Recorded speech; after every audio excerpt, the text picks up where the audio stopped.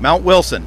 Mount Wilson, yesterday we put, LA County responded with 7 to 8 compressed air foam units, and that foam is designed to negate the effects of impingement of fire.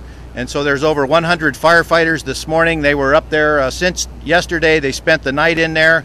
We're going to continue to reinforce that with ground firefighters where safe and possible. And we're also using aircraft, the Martin Mars, retardant where possible. Retardant can be a problem for the microwave facilities up there, but we're using everything in the toolbox to take care of that threat. There was expected to be a firestorm that was going to overrun that facility this Sunday. Is it fair to say that now that appears to be less likely, or the chances of that summit being overrun is fairly remote now? No, it's not remote at all. That's still an active threat, and we've beefed up our resources again in there. It is a huge concern for us, and we know the impacts to Southern California. The fire has laid down. That weather that we had move over the fire yesterday somewhat put a lid on things. However, we're not out of the woods at Mount Wilson at all. On the subject of weather, if the wind picks up again, how much trouble could that bring? I mean, how much of this is still in the hands of the gods? Most likely, if the wind does pick up, what we'll see is a south-southwest breeze of the onshore flow. And for the most part, that'll push things from the west towards the east. That would be a benefit to us. It's dependent upon those breezes, and especially out on the Interstate 14 or the Highway 14 area 138, where you have those desert winds that pick up at much higher rates of speed.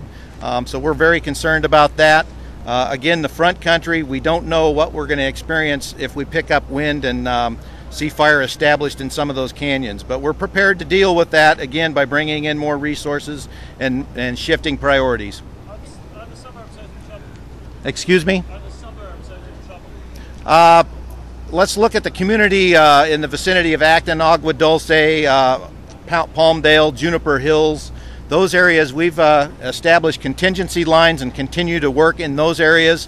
Not only are we working on the active flanks, but we're also moving out in case we run into problems. So they're not out of the woods, but we're in much better shape than we have been. What about the community?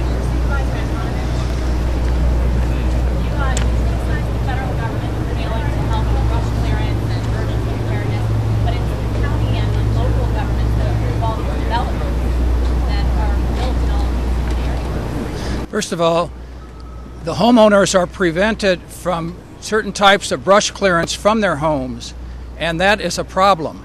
Those homes that are being developed, I'm sure your family and others, generically speaking, are residing in those areas. Wherever you live, you have to have building plans, but you know the building plans that were in effect, for example, in the Santa Cruz Valley, helped prevent homes from being destroyed in that last fire. So you can build homes and protect those homes. But when you have regulations that prevent homeowners from having brush clearance, that's a detriment to their ability to protect their home.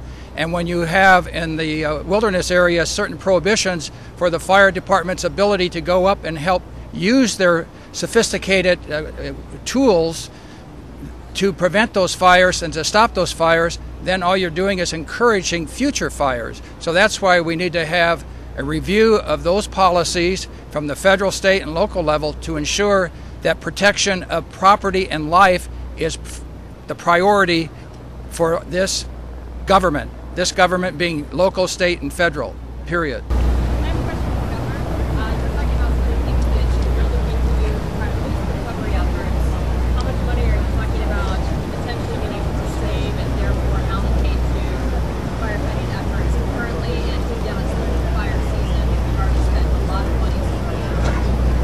Well, first of all, I've made it clear that even though we have a budget crunch and we have an economic crisis and we just solved a $23 billion deficit, we will always have the money available to fight the fires because public safety is our #1 priority. We have put money aside, which we put aside because we know that every year is fire season. We also are very much aware of that the fire season is not anymore just in the fall, that it is all year long. As you know, this year already the state has had over 5,000 fires. So this is an extraordinary. There's a small fires, some are large fires, but we always will put have the money. We have put money aside for it, and also I insisted when we did the budget, and the legislature handed me a hole in the budget of $156 million. I then made further cuts in order to get a $500 million in reserves put aside in case of emergencies, because it's very important that we have that reserve put aside. So when you have fires like this, and that they extend on beyond of what we ever expected, that we have that money available, because we never want to go and pull back because of that. And as you have heard, that they many times, and I think in the briefing again was made very clear, the amount of aerial firefighting that's going on. I mean, we never had this kind of a force. I mean, there's that many planes and that many helicopters. That's the way we're going to, in the end, save Mount Wilson and those kind of areas. So I think that I would never want to pull back when it comes to, public safety. So that's the number one priority for us.